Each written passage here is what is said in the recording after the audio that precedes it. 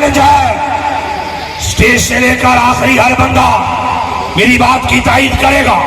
हमारा चैलेंज है, साढ़ा 2 मिनट का क्लिप ही ला दियो। हमारा 2 मिनट का क्लिप ही लगा दो। अगर क्लिप यहां लगाओगे, किसी भी नेशनल टीवी पे लगा दो,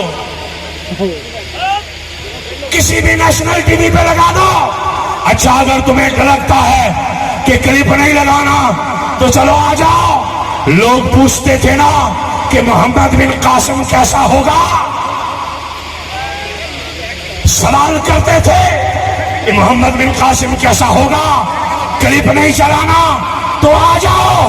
खूने अमीरुल मुजाहिदीन किबला हाफिज साहब हुसैन नजवी दामद बरकातुहू आलिया किसी नेशनल टीवी पर 5 मिनट के लिए मुजम्मती क्लिप चला दो। अल्लाह की इज्जत की कसम है, कुफर तो वैसे ही बुज़दिल होता है,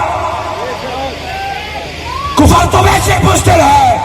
5 मिनट का क्लिप चलाओ, अगर पेशाब ना निकल जाए तो कहना कि लब्बैक पहले गलत कहते थे। ये तो ऐसे ऐसे नौजवान है, किबला अमीरुल मुजाहिदीन फरमाया करते थे कि नारे यहां मारते हैं, मुंह तरफ आंच में से निकल देना है।